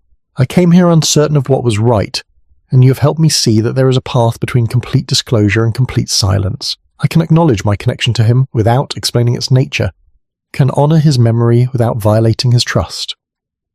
"You have a generous heart, my dear," Miss Marple said, "and I believe that is exactly what Arthur Bellamy would have wished for you. Not that you should carry his sacrifice as guilt, but that you should live freely because of it." After Clara had departed, Miss Marple remained in the garden for some time, thinking about the nature of confession and conscience. Clara had come seeking permission to speak, but what she had really needed was permission to remain silent, permission to carry her knowledge privately rather than making it public. It was, Miss Marple reflected, a form of maturity that not everyone achieved, the understanding that not all truths needed to be proclaimed, that some knowledge was more sacred when kept private, and that honour could be paid through sense as well as through speech. She thought of Arthur Bellamy walking to the river path that misty morning, his heart full of hope and apprehension, going to meet the daughter he had never claimed but had always loved. There had been no reunion, no opportunity for words or embraces, no chance to explain or to be understood. And yet, in the end, perhaps that did not matter as much as one might think. He had died knowing that Clara sought him out, that his sacrifice had been recognised if not fully comprehended. And Clara would live knowing that she had been deeply loved by a man who asked nothing in return. The tragedy was not that they had never spoken, but that they had been forced by circumstance to meet in secret, as though their connection was something shameful rather than something sacred. Society had demanded that separation, had insisted that certain forms mattered more than certain truths, and Arthur Bellamy, being a man of honour, had accepted that demand and had shaped his entire life around meeting it. But Clara, being a woman of a different generation and different sensibilities, did not have to accept it in the same way. She could acknowledge the connection privately, could honour it in her heart, without making it a matter of public record. That was her choice to make, and Miss Marple was glad to see that she was making it thoughtfully, with consideration both for the past and for her own future. The sun was lowering now, casting long shadows across the garden. Miss Marple gathered her pruning shears and basket and made her way indoors, satisfied that the matter was reaching a conclusion that honoured everyone involved. There would be no dramatic revelations, no shocking disclosures, no scandal to titillate the village gossips. There would be only quiet understanding, private acknowledgement, and the gradual fading of speculation into forgetfulness. It was, she thought, exactly as it should be. Some mysteries were meant to be solved publicly, with all the satisfaction of justice seen to be done, but others were meant to be understood privately, with all the grace of mercy quietly extended. And the wisdom lay in knowing which was which. Chapter 10. The Murderer in the Fog. It was a fortnight after Clara Wickham's final visit that Miss Marple found herself once again in conversation with Lady Bantry, this time over afternoon tea at Gossington Hall. The matter of Arthur Bellamy's death had faded from general discussion, as Miss Marple had predicted it would, though Lady Bantry's curiosity remained unsatisfied. "The thing is, Jane," Lady Bantry said, pouring tea with perhaps more vigour than was strictly necessary, "I know something happened. I know you know what it was, and I know you're being maddeningly discreet about it, which is very admirable, but also very frustrating." Miss Marple smiled over the rim of her cup. "My dear Dolly, I'm not sure I understand what you mean." "Don't be disingenuous. You've been watching and listening and thinking for weeks. Clara Wickham came to see you several times, looking distressed and then looking peaceful. The whole village was buzzing with theories about murder and blackmail, and you said nothing. And now it's all died down and everyone has forgotten about it. But I haven't. So tell me, Jane, what really happened?" Miss Marple set down her cup and considered how much could be said without betraying confidences. "What happened," she said carefully, "was that an old man with a weak heart died in unfortunate circumstances. That is what the inquest determined, and that determination was correct." "But there was more to it than that." "There is always more to things than appears on the surface," Miss Marple agreed, "but more does not necessarily mean different. Sometimes it simply means deeper, more complex, more human." Lady Bantry looked at her shrewdly. "You're not going to tell me, are you?" "I shall tell you what I can," Miss Marple said. "Arthur Bellamy made a choice many years ago, a choice that required him to sacrifice his own happiness for the sake of someone he loved. He kept faith with that choice for 50 years, never wavering, never complaining, never seeking recognition or reward. And in the end, that choice came back to him in an unexpected way, bringing both joy and sorrow." "The engagement that ended," Lady Bantry said. "It had to do with that, didn't it?" "Yes. though not in the way people might assume. Sometimes what appears to be an ending is actually a beginning of something else, something harder but perhaps more noble. Lady Bantry was silent for a moment, then said, "And Clara Whitcomb? How does she fit into this?" Miss Whitcomb was affected by Mr. Bellamy's death in a personal way, though the nature of that effect is her story to tell, not mine. What I can say is that she has come to understand the value of sacrifice and the importance of honouring promises, even promises one did not make oneself. "You're being very cryptic, Jane." "I'm being very respectful of other people's privacy, which is not quite the same thing," Miss Marple replied with a gentle firmness. "And stories belong to those who lived them, and it is not our place to appropriate them for our own entertainment." Lady Bantry had the grace to look slightly abashed. "I suppose you're right, but you must admit, it's tantalising to know there's more to the story than one can see." "Life is generally tantalising in that way," Miss Marple observed. "We see only surfaces, and we must content ourselves with imagining what lies beneath. Though I have always thought that the imagining was perhaps more interesting than the knowing." They moved on to other topics, and the conversation turned to parish matters and Christmas preparations. But as Miss Marple walked home through the late afternoon streets, she found herself thinking about the question Lady Bantry had not quite asked. Had there been a murder at all? In the legal sense, certainly not. Dr. Haydock's diagnosis had been correct. Arthur Bellamy's heart had failed. Weakened by age and strain, and no hand but Time's had struck the fatal blow. Inspector Slack's investigation had been brief because there was nothing to investigate, no crime to solve, no perpetrator to apprehend. And yet, in another sense, there had been a kind of murder, not of the body, but of possibility, of potential, of the life that might have been lived if circumstances had been different. The Great War had murdered Arthur Bellamy's future as surely as it had murdered thousands of young men on the battlefield. Society's strictures had murdered the simple truth, forcing it to hide behind elaborately maintained fictions. And kindness itself, that most gentle of virtues, had murdered the chance for open acknowledgement and honest relationship. The real murderer in the fog, Miss Marple reflected, was the past itself.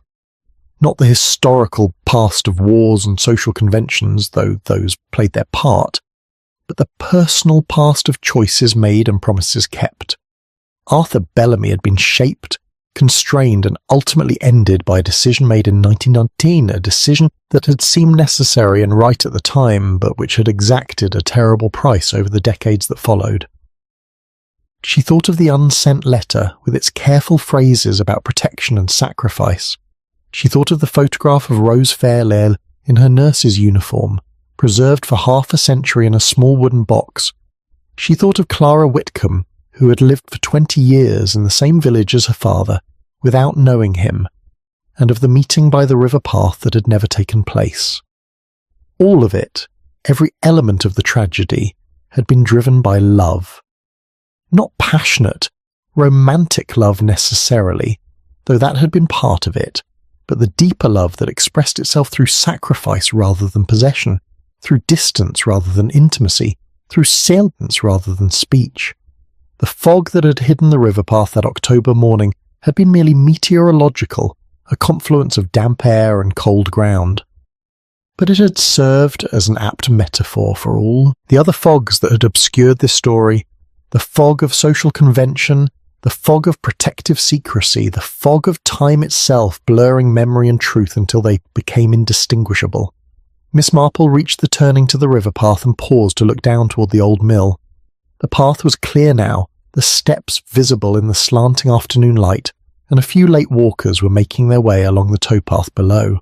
It was hard to imagine how treacherous it had been that misty morning, how easily a moment's misstep could lead to catastrophe. But then, she reflected, that was true of life in general. One made choices without fully understanding their consequences, took steps without seeing where they led, and hoped that kindness and good intentions would be enough to prevent disaster. Sometimes they were, sometimes they were not. She walked on toward home, and as she did so she encountered Clara Whitcomb coming from the library. The librarian looked well, Miss Marple was pleased to see, with a quality of quiet contentment that had not been there before. "Good afternoon, Miss Marple," Clara said. "I hope you're keeping well." "Very well. Thank you, my dear. And you?" "I am at peace," Clara replied simply. "I have written to Dr. Haydock explaining my connection to the Trenton family, and he was very understanding, and I have placed a small notice in the parish newsletter, as we discussed. Nothing dramatic, just a quiet acknowledgement." "I'm glad to hear it," Miss Marple said warmly. Clara hesitated, then added, "I walked to the river path this morning, Miss Marple, to the place where he must have fallen, and I found that I could think of him there without pain, only with gratitude.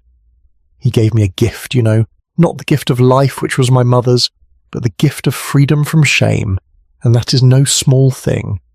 "No," Miss Marple agreed, "it is not small at all." They parted with mutual good wishes, and Miss Marple continued homeward. The afternoon was drawing toward evening, and the light had taken on that particular golden quality that October afternoons possessed, soft and slightly melancholy, but beautiful nonetheless. At the river path she knew the fog had lifted completely, revealing the clear water below and the ordinary landscape beyond. But the fog that had obscured the truth for 50 years had not lifted, not entirely.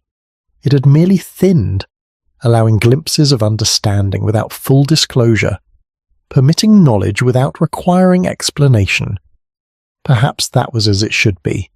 Some mysteries were solved by bringing everything into the harsh light of day, by examining every detail until nothing remained hidden. But others were solved by allowing certain shadows to remain, by respecting the choices that had been made and the promises that had been kept. Arthur Bellamy had lived his life in the fog of necessity and kindness.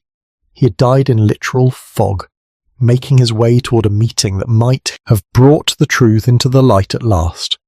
And now he rested in the churchyard, his sacrifice known to only a few, his nobility recognized by even fewer. The village would remember him, if it remembered him at all, as a quiet man who had kept to himself, who had lived alone and died unfortunately. They would not know of the promise made in wartime, the love protected by distance, the daughter acknowledged only in the privacy of the heart. And perhaps that was exactly what he would have wished. Miss Marple reached her cottage and let herself in, hanging her coat in the hallway, and making her way to the sitting room where her knitting awaited. She settled herself in her